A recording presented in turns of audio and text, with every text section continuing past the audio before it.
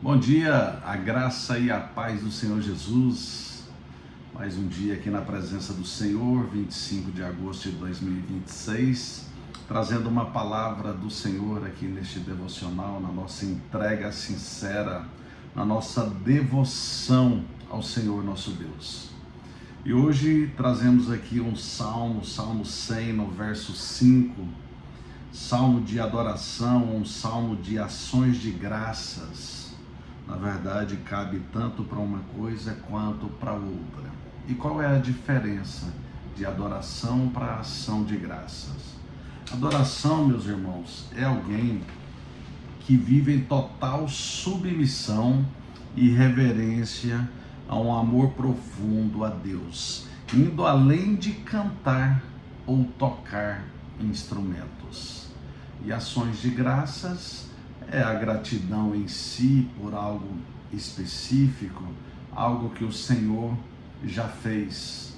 Porém, assim como tem uma passagem bíblica, precisamos inclusive já agradecer, ter a gratidão até pelaquilo que o Senhor ainda não fez.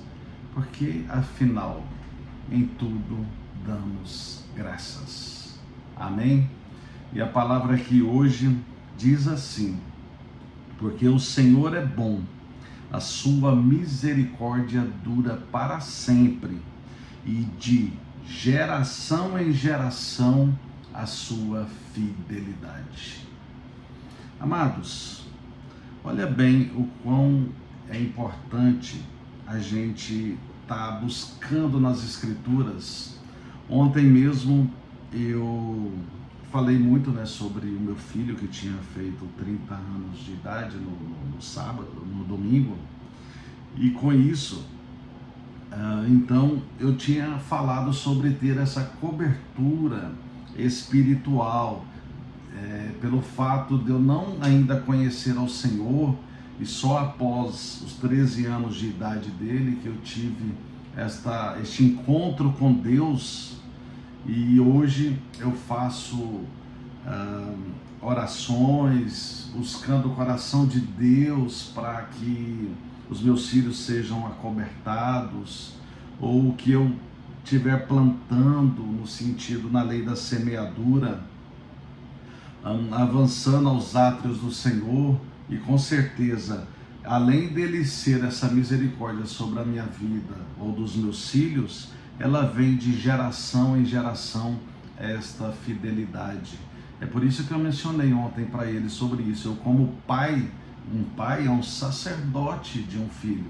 Nós temos o sacerdote principal, o sumo sacerdote Jesus Cristo, o último, porque foi um processo até Jesus vir. Jesus, além de ser o último Adão, a última forma para nos inserir e nos fazer vitoriosos em Cristo, ele é também o último sacerdote, o último sumo sacerdote. Mas nós precisamos colocar os nossos filhos debaixo dessa misericórdia, dessa cobertura. De geração em geração vai vir a fidelidade do nosso Senhor. E aqui neste salmo por completo ele diz assim: celebrai com júbilo ao Senhor. Júbilo, meus irmãos, eu gosto de estar trazendo assim sempre, porque assim, todo mundo tem uma ideia das palavras, mas júbilo é justamente uma alegria muito forte, um contentamento profundo e uma felicidade excessiva.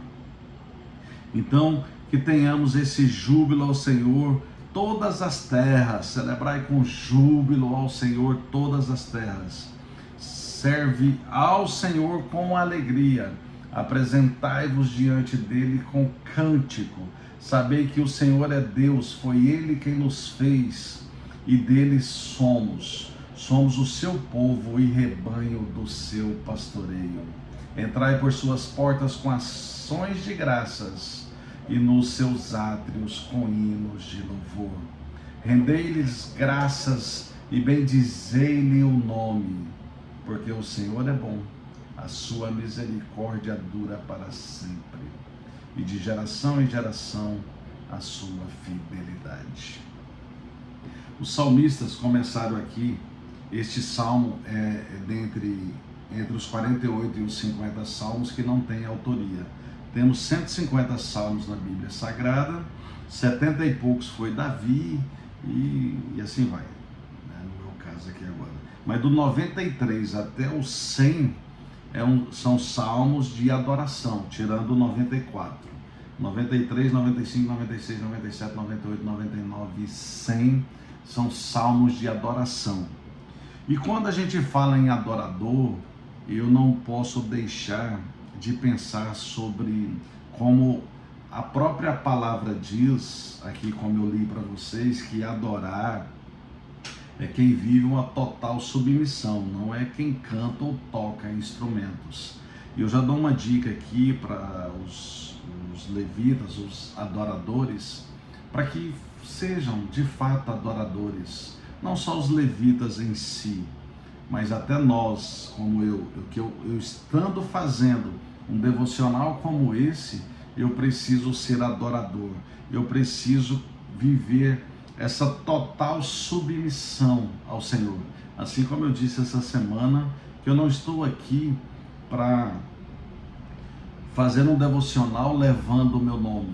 Eu estou aqui com muita honra levando o nome de Deus, levando esta evangelização, levando a palavra de Deus a lugares para que muitos saiam de cativeiros, como eu saí de muitos. E estou trabalhando muitas áreas ainda da minha vida. E assim como eu também vi um podcast ontem de uma senhora, ela falando que o maior demônio que existe é o chamado orgulho. Porque, meus irmãos, quando existem outros demônios, a gente expulsa em nome de Jesus. Mas, se tratando do orgulho na pessoa, vai expulsar em nome de quem? Como que vai expulsar em nome de Deus? Vai expulsar você mesmo? Como vai ser expulso? Então isso tem que ser trabalhado pela palavra de Deus, a palavra que liberta, a palavra que é a espada de dois gumes, divide a alma e o espírito.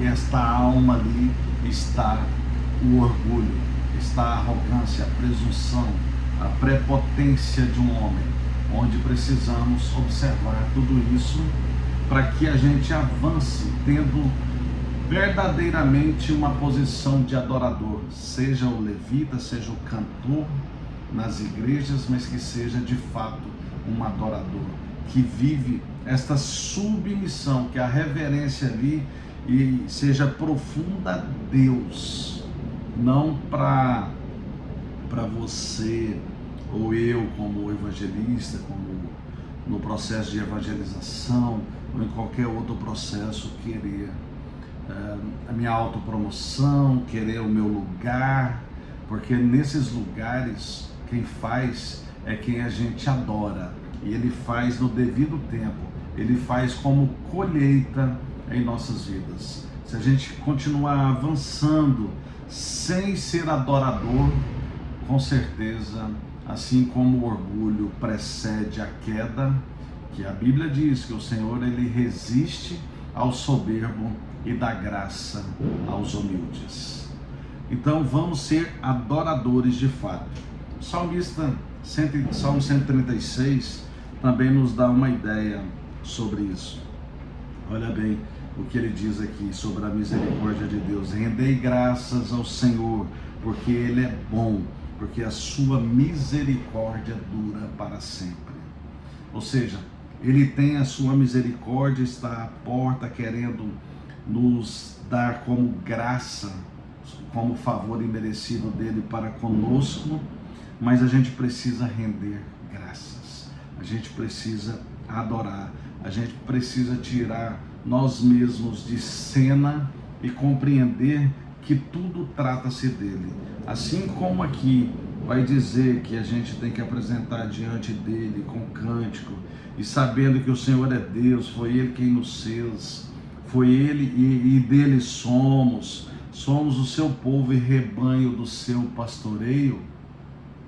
E aqui na parte aqui do rebanho do pastoreio eu já coloco uma observação para nós, porque possamos até viver aqui na terra, ou sei lá, de forma de ter um pastor. Já a gente está nesta igreja, nessa cobertura, mas ele aqui está dizendo que ele nós fazemos parte do seu pastoreio. Não é ele que comanda sim todas as coisas, mas ele está acima de todas as coisas.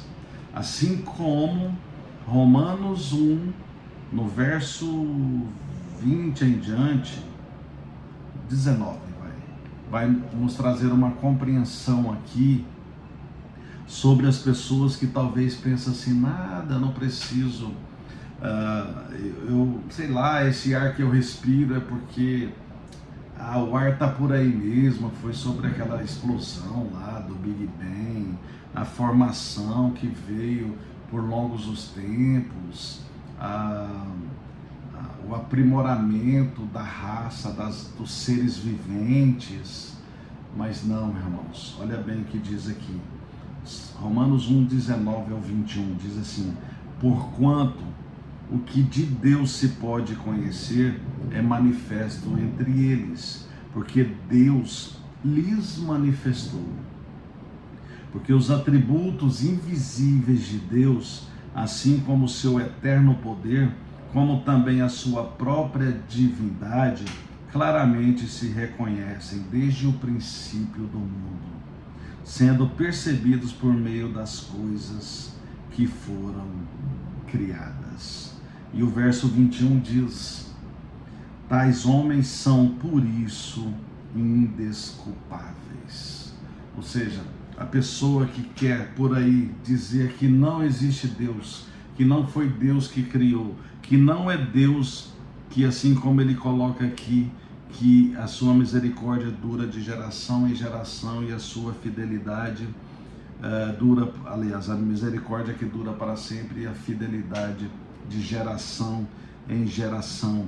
Então Deus é criador, ele fez todas as coisas, e esse mistério, se você não quiser alcançar, que você pelo menos tenha humildade, não deixe um orgulho sobre a sua vida, porque você não consegue dar conta, responder todas as coisas que seriam necessárias para responder, caso você pense que não existe Deus. Então Deus Criador, ele é o único digno de honra e adoração. Então que adoremos o Senhor, que ele, na sua benignidade, que significa ter a inclinação em fazer o bem, além de nos cuidar com compaixão, de cuidar de nós com compaixão e com gentileza, é ele quem faz todas essas coisas. E ele estando em nós, através do Espírito Santo de Deus, que também sejamos benignos. Por quê? Lá nos aspectos do fruto do Espírito, diz assim, Gálatas 5, 22, que o fruto do Espírito ou seja, tem 9 aspectos, mas o fruto é um só. Quando você tem o Espírito Santo de Deus, você tem esse posicionamento, você tem o amor, você tem a paz, você tem a alegria, você tem a longanimidade, você tem a benignidade, que é essa inclinação para fazer o bem com compaixão e tendo também muita brandura e gentileza. E além disso, você vai desenvolvendo os demais aspectos, que é a fidelidade, que é a bondade, que é a mansidão, que é o domínio próprio. O efeito que a palavra do Senhor ela nos dá é mudar perspectivas, porque a perspectiva das pessoas, elas são limitadas até o saber que ela tem até o presente momento. E também tem a questão que o Senhor, ele está preparando ainda e buscando os seus, aqueles que ele escreveu o nome no livro da vida. E nesse processo precisa da palavra do Senhor, precisa de alguém que leve até você uma possibilidade de você mudar a sua perspectiva de vida. E nesse meio tempo tudo é um processo. Eu falava num jantar, eu fui convidado para um casal abençoado que eu amo tanto. Eles ali na mesa, a gente conversando,